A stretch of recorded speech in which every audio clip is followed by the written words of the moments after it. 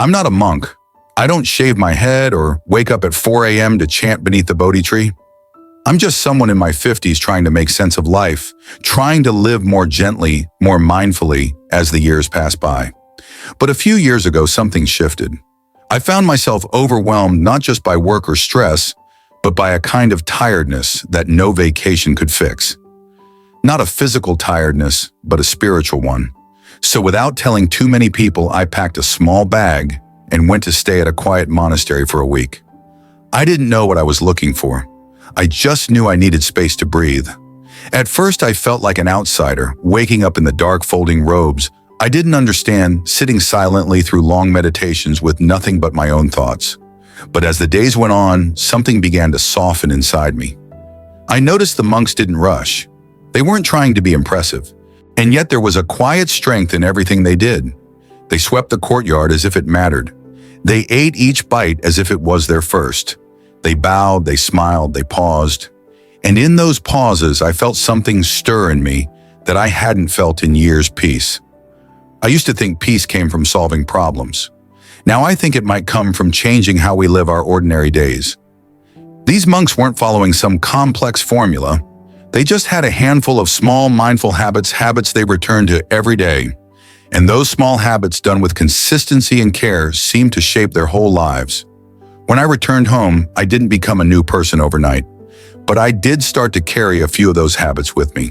Simple things like gratitude in the morning, or eating without distractions, or just planning my day with intention instead of rushing into it blindly.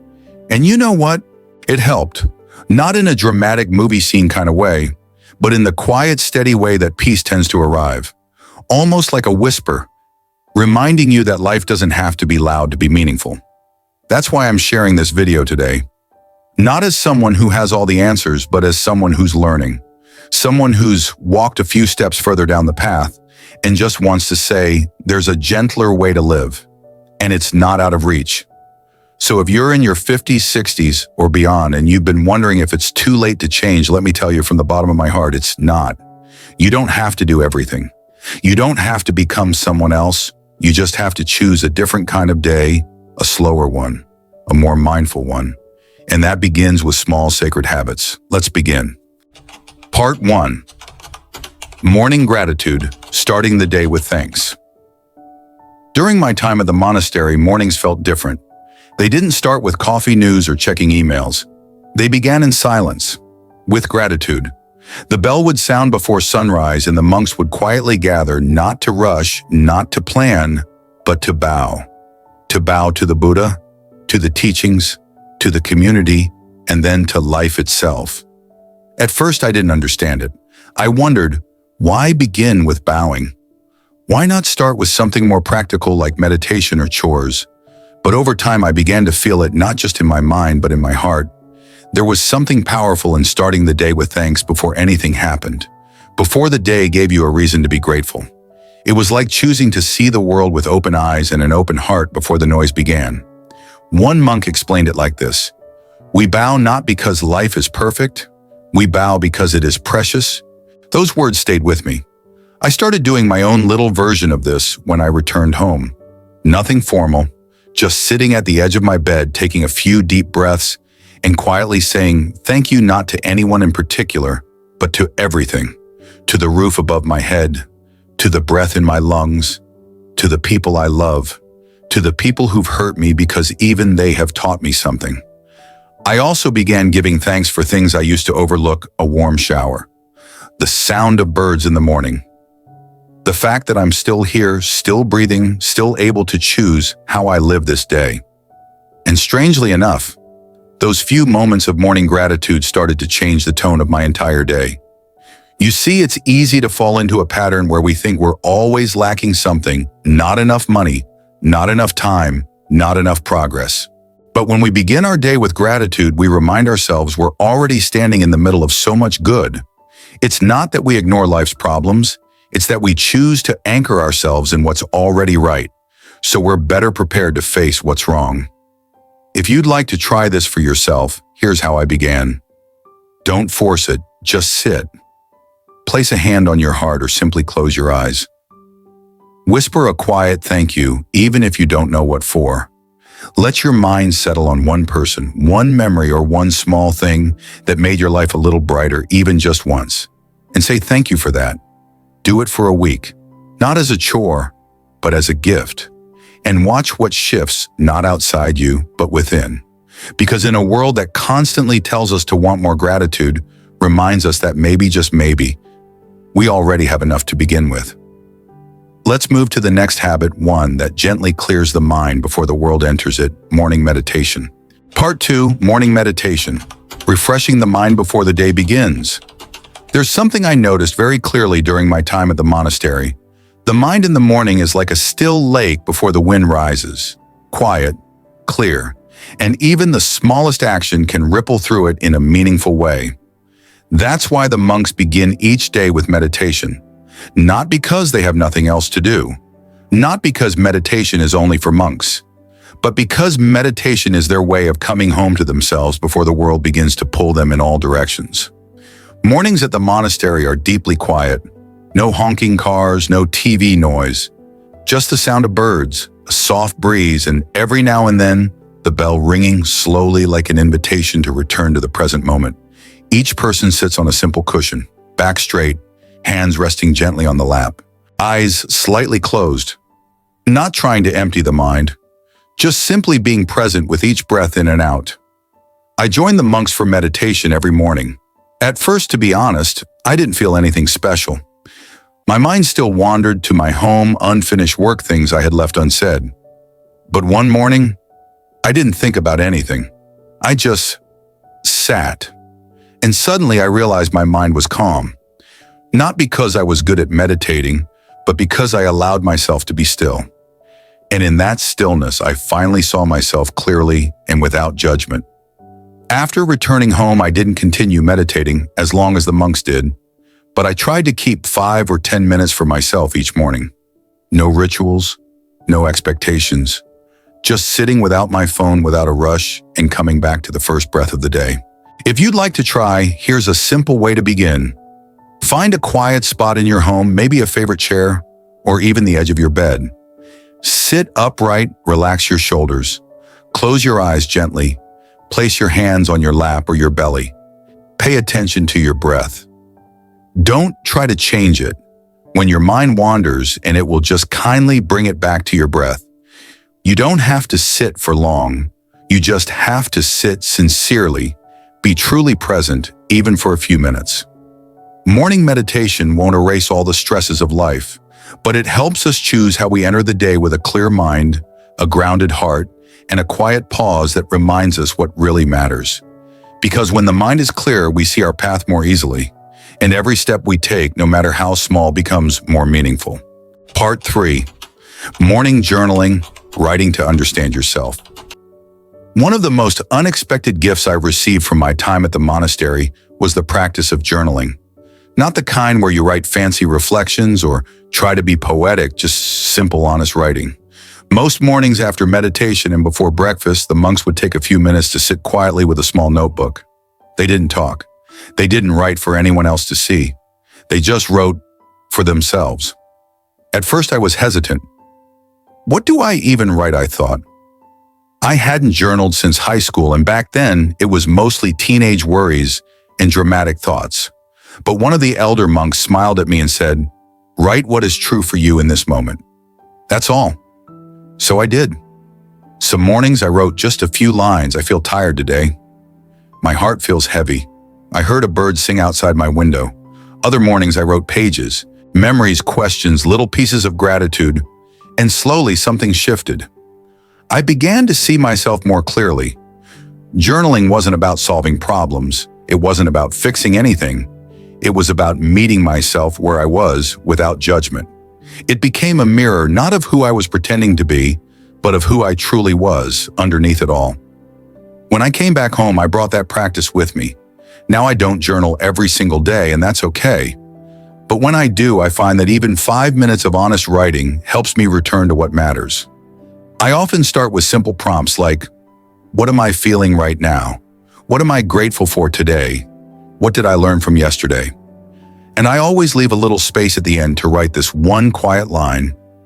May I meet today with peace. You don't need to be a writer. You don't need a beautiful journal. A few quiet minutes with a pen and paper is enough. Because when we write from the heart, we're not just recording life, we're listening to it. And in that listening, we begin to hear our own voice again beneath all the noise. I often think so many of us are searching for clarity, but we never pause to ask ourselves how we really feel. Journaling for me has become that pause, a sacred pause, where I let myself be human without needing to be perfect. So if your mornings feel rushed or scattered, if your mind is noisy, or your heart feels far away, try writing, not to achieve something, just to return to your breath, to your center, to the you behind all the roles you play. Because sometimes the most healing thing we can do is simply let our heart speak on the page. Next, I'll share a habit that isn't done with a pen or cushion, but with a spoon and a quiet presence, mindful eating. Part 4, mindful eating, nourishing the body with awareness.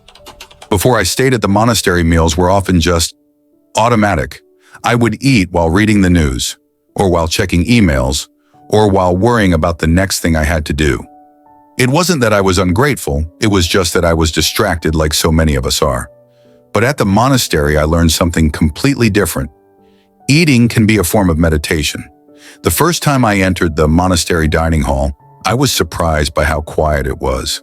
No chatter, no rushing, just monks moving mindfully, serving food slowly and sitting in stillness together. There were no phones, no background music, just the sound of bowls being placed gently on the table and spoons meeting rice in silence. It felt sacred.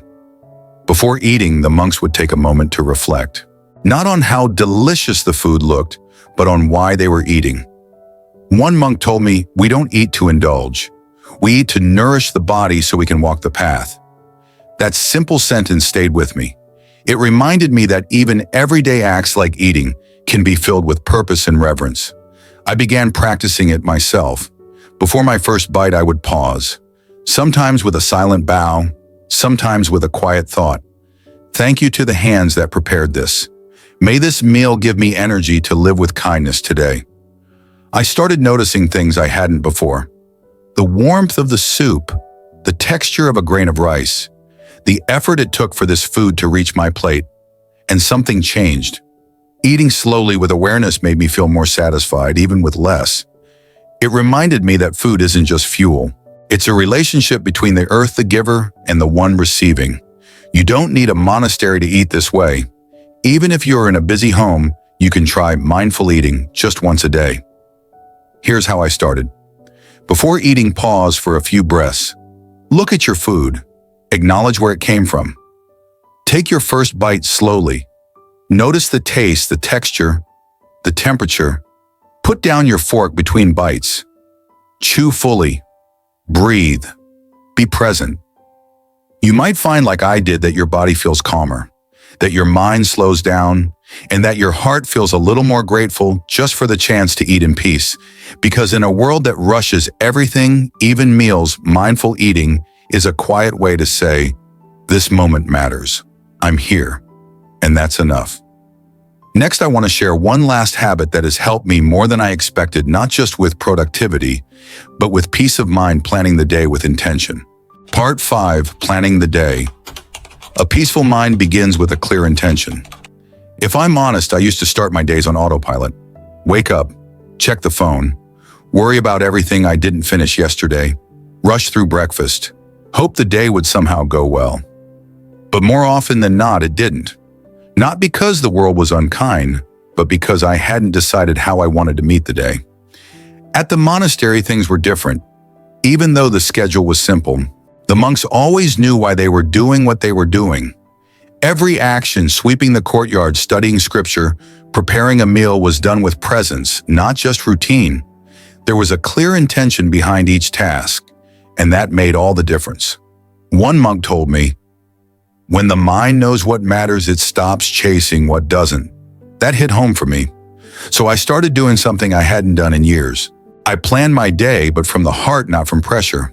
Each evening, I'd sit down with a quiet cup of tea and ask myself, what truly matters tomorrow? What task, if done with care, would bring me peace? Not just productivity. What do I need to let go of? What time can I give myself to pause, breathe, or just be. I began writing these in a small notebook, sometimes 3 things, sometimes just 1. But every time I did it, I slept more peacefully and woke up feeling oriented rather than overwhelmed. You don't need to plan every minute of your day. This isn't about control, it's about clarity. It's about choosing your direction before life chooses it for you. If you'd like to try, here's a gentle way to begin. At the end of the day before bed, sit quietly. Ask, what would a peaceful day look like for me tomorrow? Write down your top 1 to 3 intentions, not just tasks but values. E.g., move slowly, speak kindly, finish that call I've been avoiding. And most importantly, leave space for grace. Don't expect perfection, just presence. This one habit helped me stop living by accident and start living on purpose. Not to do more, but to live more. To feel less scattered. To make time for what matters. To be in the driver's seat of my attention instead of being pulled in 100 directions all day long. Now when I hear someone say, I just don't have time to meditate or slow down, I don't argue. I simply smile and think, we all have 24 hours. What we really lack is a quiet decision about how we want to spend them. And that decision, that soft intentional choice, can change everything. These 5 habits I've shared, morning gratitude meditation, journaling, mindful eating, and gentle planning, may seem small. But when done with sincerity, they have a quiet power to reshape how we experience life. Not suddenly, not dramatically, but gently and deeply. 1 breath, 1 page, 1 mindful bite, 1 quiet intention at a time. Conclusion. A gentle life begins with gentle steps. If there's one thing I've learned in my 50s, it's that peace doesn't arrive all at once. It doesn't come in a big wave. It doesn't knock on your door with fanfare. It doesn't shout over the noise. It whispers. It comes slowly. It waits patiently for you to notice. And most of the time, it begins in the smallest of places. A quiet thank you before the world begins. 5 deep breaths before checking your phone. A single sentence written from the heart. 1 meal eaten without multitasking. 1 evening where you decide softly how tomorrow will unfold. These aren't grand achievements. They won't impress anyone on social media, but they will, I promise, change your life from the inside out. You see, the world often tells us to aim high, to hustle, to strive, to never stop moving. But what if the real wisdom, the real healing comes not from climbing higher, but from settling deeper? During my time at the monastery, I saw this truth again and again. The monks didn't live extraordinary lives. They lived ordinary days with extraordinary attention, and maybe that's the invitation for us too. Not to escape our lives, not to become someone we're not, but to return with presence to the life we already have, to slow down just enough to feel it, to live it, to cherish it. So if you're watching this and thinking, it's too late for me, I don't know where to begin. Let me gently remind you, it's not too late. Start with 1 breath, 1 habit, 1 quiet act of care for yourself, and then another. Because in the end, a meaningful life isn't built in a day. It's built in the way we live each day. Not perfectly, not always gracefully, but with intention, with softness, and with the quiet wisdom that comes from truly being here. Thank you for spending this time with me. May these practices, if even one of them stays with you, help you feel a little more grounded, a little more clear, and a little more at peace. And remember, as the monks taught me, the way you live your morning is the way you live your life. Take it slow, be kind to yourself, and walk gently. You are already on the path.